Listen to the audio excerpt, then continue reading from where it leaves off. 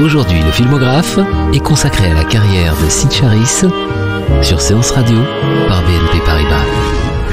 Bonjour Antoine Cyr, bonjour à tous. Aujourd'hui, nous allons évoquer la filmographie d'une actrice d'Hollywood, mais surtout d'une danseuse dont le nom reste associé à quelques-unes des plus belles comédies musicales de la grande époque, Sid Charisse. Et oui, mon cher Laurent, prenez par exemple Fred Astaire. Fred Astaire, il était toujours avare de compliments pour Ginger Rogers, avec qui il a quand même connu ses plus grands succès. Eh bien, en revanche, il idolâtrait Sid Charisse, qui partageait non seulement sa technique éblouissante de danseuse, mais son élégance suprême. Quelques pas et une jupe fendue lui suffisaient à Sid Charisse, pas à Fred Astaire, pour créer une image obsédante de femme fatale. Il serait injuste de dire qu'elle n'était pas bonne actrice, mais une partie de sa magie semblait s'évanouir lorsque la musique s'arrêtait. Peut-être parce que personne ne croyait à elle autrement qu'en danseuse aux longues jambes et aux déhanchés souverains. Pourtant, Nicolas Ray et Vincente Minnelli découvrirent tardivement des qualités dramatiques qu'elle avait laissé entrevoir dans quelques films de jeunesse. Mais Sid Charisse est tout de même avant tout une danseuse. Et oui, une solide danseuse. De toutes les stars d'Hollywood, Sid Charisse est celle qui a la plus solide formation de danse classique. Elle est née en 1922 au Texas sous le nom de Tulia Elice Finklea et elle a étudié le ballet à Los Angeles dès l'âge de 12 ans auprès de Bronislava Nijinská, la jeune sœur de Nijinsky. À 14 ans, elle est choisie par les ballets russes de Monte-Carlo. Pendant une tournée européenne, elle retrouve Nico Charisse, un jeune danseur avec qui elle avait étudié à Los Angeles. Ils se marient en 1939. En 1943, à la demande du chorégraphe David Lichine, elle débute à l'écran sous le pseudonyme de Lily Norwood dans Something to Shout About, un film musical de Gregory Ratoff. Sur des chansons de Cole Porter nommées à l'Oscar. Toujours en 1943, elle incarne une danseuse du Bolchoï dans Mission to Moscow de Mikhail Kurkis, un des films de propagande destinés à célébrer l'alliance avec les soviétiques contre Hitler. Elle débute dans la légendaire Freed Unit de la MGM en dansant un somptueux numéro de 1 minute 30 dans Siegfried Follies de Vincente Minnelli, où elle apparaît en tutu rose, juchée sur des pointes, amenée sur scène par Fred Astaire en personne. Le studio lui offre un contrat de 7 ans et lui permet de faire ses débuts de comédienne en 1945 dans The Harvey Girls de George Sidney. Elle danse l'année suivante dans La pluie qui chante en 1946, le film de Richard Worth consacré à la vie de Jérôme Kern. Elle exécute un duo avec Gower Champion sur Smoke Gets in Your Eyes, s'appuyant toujours sur son talent de danseuse classique.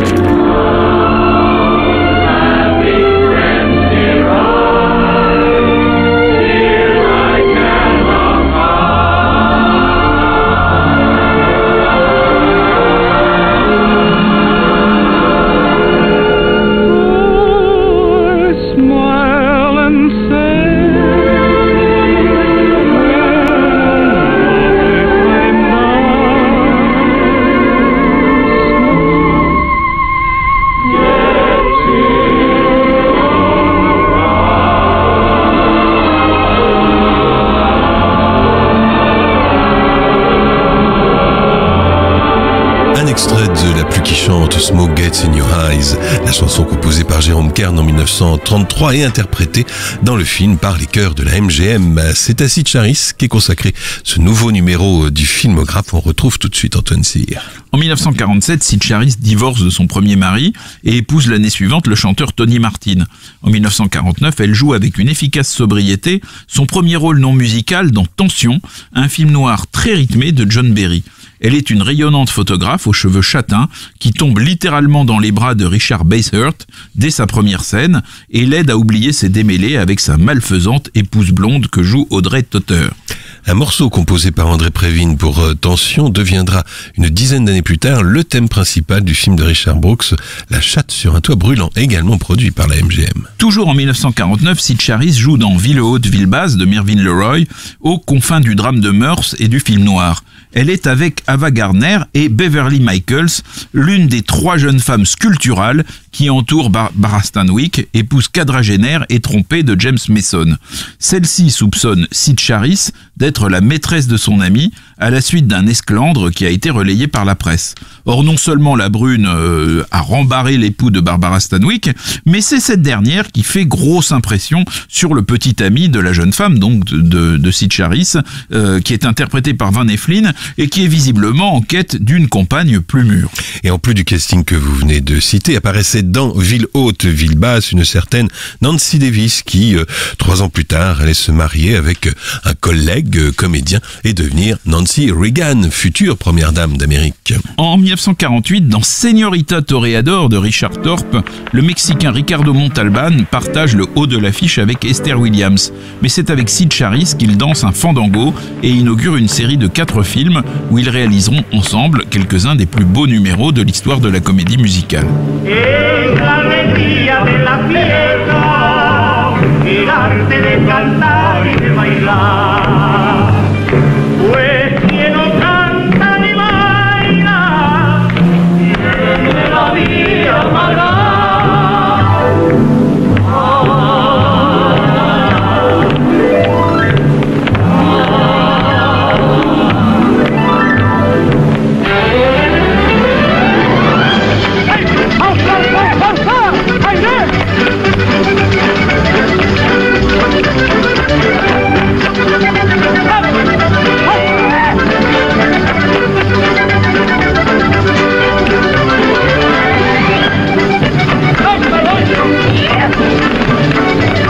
Quelle ambiance! Un extrait de Señorita Toreador, première rencontre donc de Sid Charisse avec Ricardo Montalban et première prestation hollywoodienne de celui-ci alors âgé de 27 ans.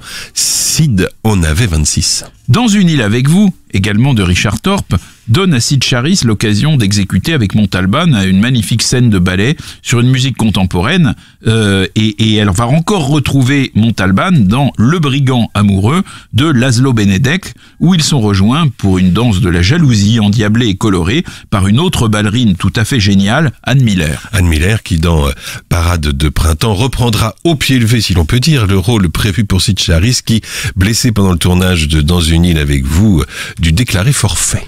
Sid Charisse occupe pour la première fois le haut de l'affiche en 1951 dans Le signe des renégats de Hugo Fregonese qui se déroule au début du 19e siècle au Mexique. Elle y séduit un agent secret incarné encore par Ricardo Montalban. Elle danse en solo devant lui un somptueux flamenco, puis il la rejoint pour un duo torride. Elle retrouvera Montalban en 1953 pour Sombrero de Norman Foster, mais ils ne dansent pas ensemble et le grand moment du film est un numéro en solo où Sid Charisse, dans une sensuelle robe noire fendue, exécute une danse de bohémienne dans les ruines d'un temple aztèque.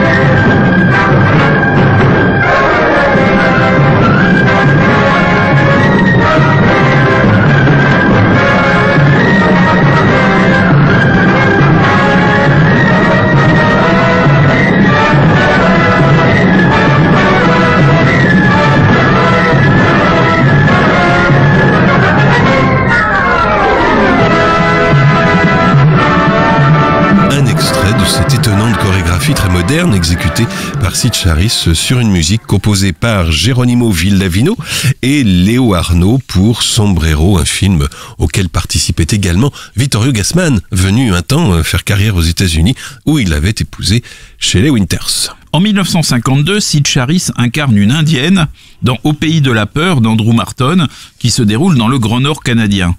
Cette indienne chante dans un saloon, elle est doublée par Ruth Martin, et il y a un aventurier québécois qui est joué par par Stuart Granger, qui la protège des privautés d'un homme ivre.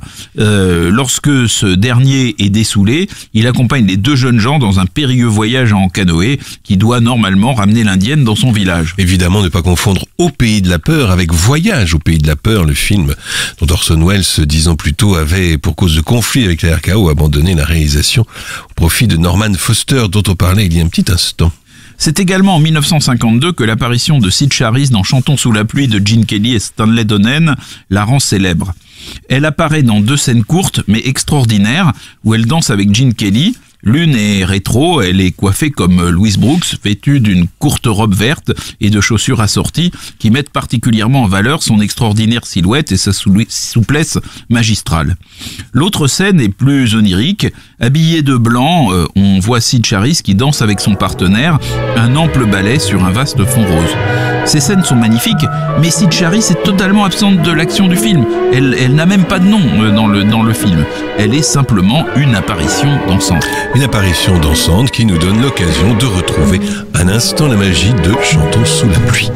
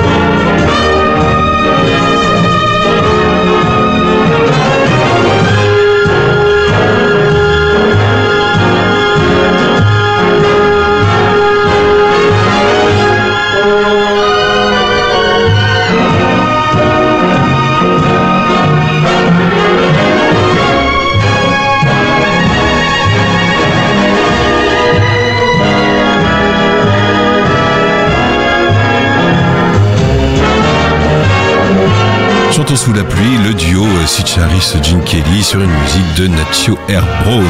C'est le filmographe consacré à Sid Charisse qui se poursuit sur Séance Radio, toujours en compagnie d'Antoine Cyr.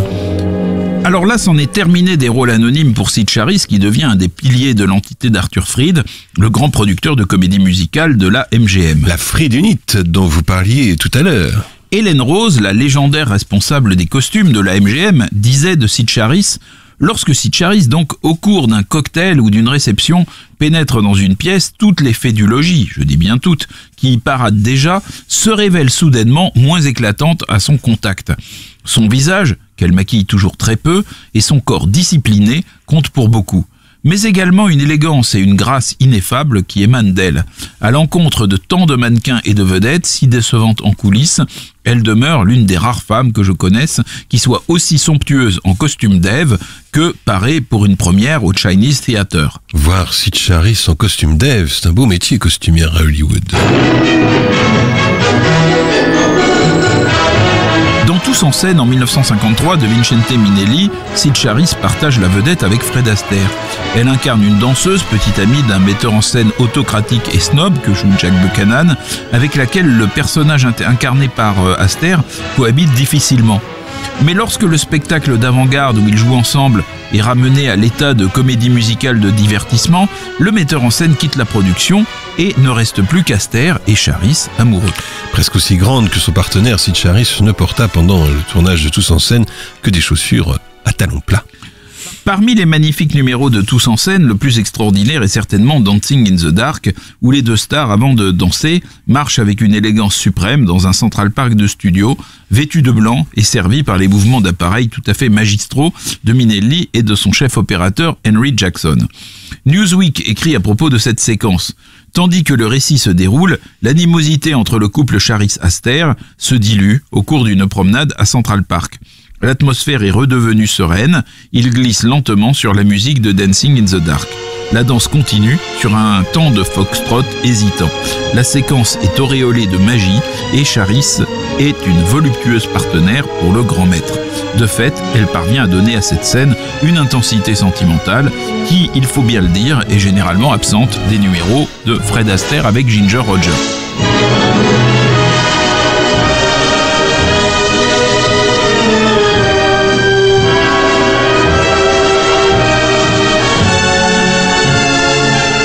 Sid Charisse et Fred Astaire dans Central Park, à la nuit tombée, un extrait de Tous en scène de Vincente Minnelli. Nous sommes à présent en 1954. Cette année-là, Sid Charisse retrouve Gene Kelly aux côtés de Van Johnson dans Brigadoon, fantaisie écossaise et sentimentale, toujours réalisée par Minnelli et à nouveau produite par Arthur Freed.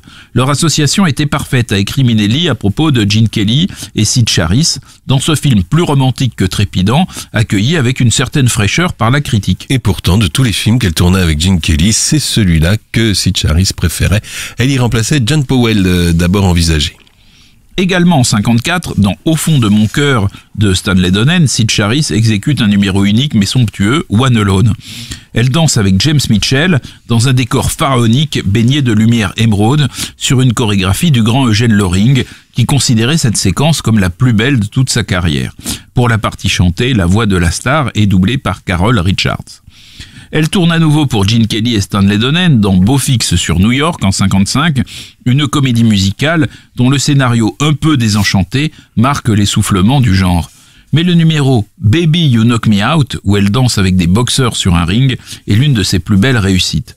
Son ensemble vert sapin, dessiné par Helen Rose, styliste attitrée de la MGM qui l'aura accompagnée dans tous ses films de la Freed Unit, est une extraordinaire réussite. Bob Fitzsimmons, James, Jeffries, Jack, Johnson, Jess, Willard, Jack, Dempsey, Gene, Tunney, Max, Schmeling, Primo Carnero, Max, Bear, James, Braddock, Joe, Lewis, Ezra, Charles, Joe, Walcott, and Rocky Marciano.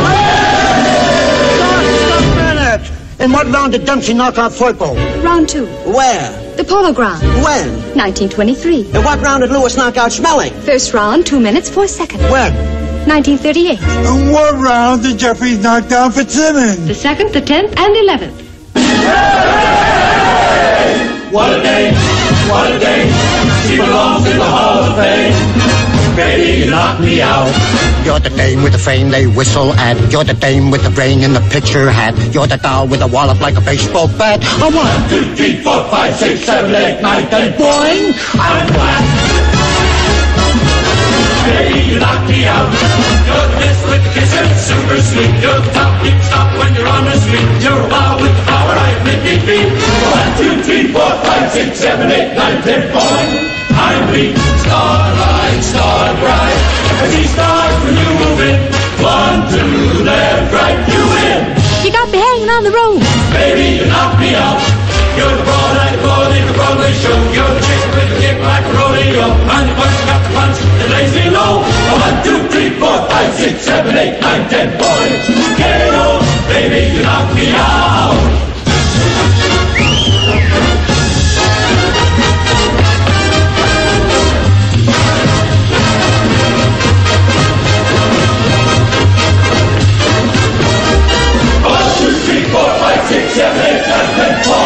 How strong?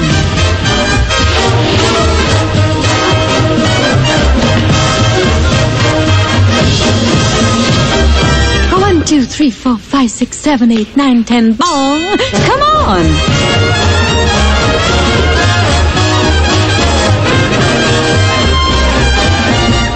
You got me hanging on the ropes! Baby, you knock me out. You're the broad-eyed boy in the Broadway show. You're the chick with the kick like a rodeo. I'm the punch, got the punch, the lazy low. 1, 2, 3, 4, 5, 6, 7, 8, 9, 10, boy. Hey-o! Here, bang, really shot, baby. You knock me out. Baby, You Knock Me Out, musique d'André Previn, extrait de Beau Fixe sur New York, sorti 6 ans après Un jour à New York, des deux mêmes réalisateurs, Gene Kelly et Stanley Donen, et des deux mêmes scénaristes, Betty Comden et Adolph Green. Beau Fixe sur New York devait en être la suite, mais ce ne fut pas le cas. Frank Sinatra, trop occupé, ne pouvant reprendre son rôle. Toujours fidèle au poste, lui, Eh bien, on retrouve Antoine Cyr pour la suite et la fin du filmographe consacré aujourd'hui à Sid Charisse. En 1956, Sid Charisse est aux côtés de Dan Deley, la vedette de Viva Las Vegas, réalisée par Roy Roland et brillamment chorégraphiée par Hermes Pan et Eugène Loring. Elle incarne une danseuse qui fait gagner un fermier, joué par Deley, à la roulette chaque fois qu'il lui tient la main. L'intrigue est pour le coup vraiment mince, mais les scènes de casino sont propices à des numéros de danse somptueux. Et c'est dans ce film que Tony Martin, le mari de Sid Charisse, fait une très brève apparition, une apparition clin d'œil, aux côtés d'un homme auquel il dit qu'il aimerait bien faire la connaissance de cette superbe jeune femme porte-bonheur. Too bad, but for the sake of Russia. What? But for me?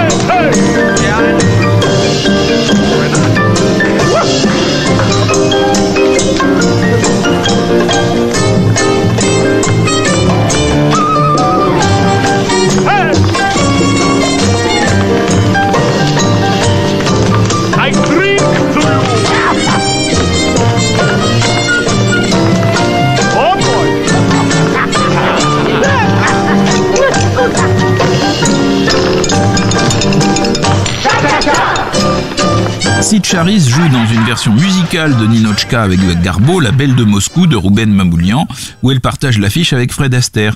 Elle est magnifique d'aisance lorsqu'elle danse avec un Fred Astaire toujours très en forme, ou lorsqu'elle quitte en dansant son austère robe verte pour enfiler des bas de soie et une robe fourreau en satin dans la chorégraphie qui donne son titre original au film Silk Stockings. Mais sa présence dans les scènes de comédie n'égale pas celle de Greta Garbo dans le film original. Et pourtant, c'est ce film, sorti en 1957, qui lui vaudra ses deux seules nominations de sa carrière, l'une pour le Laurel Award, l'autre pour le Golden Globe.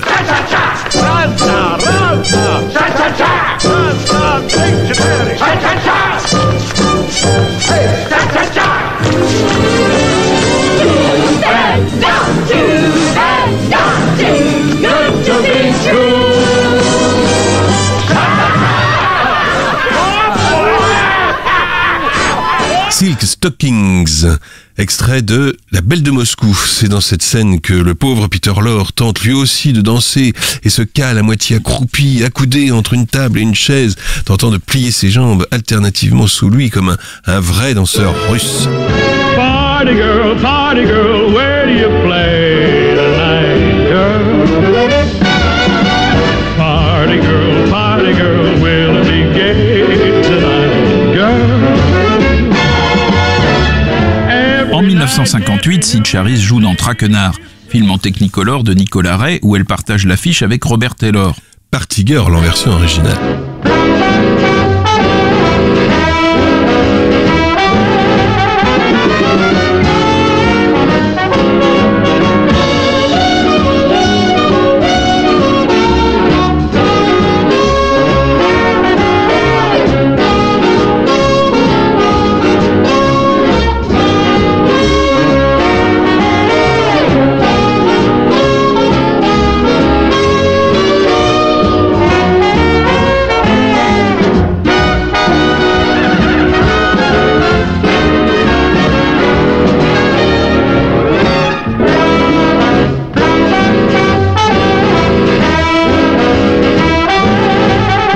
MGM, géant blessé par la fin du système des studios, produit un film crépusculaire mettant en scène dans le Chicago des années 20 des personnages qui abattent leur dernière carte.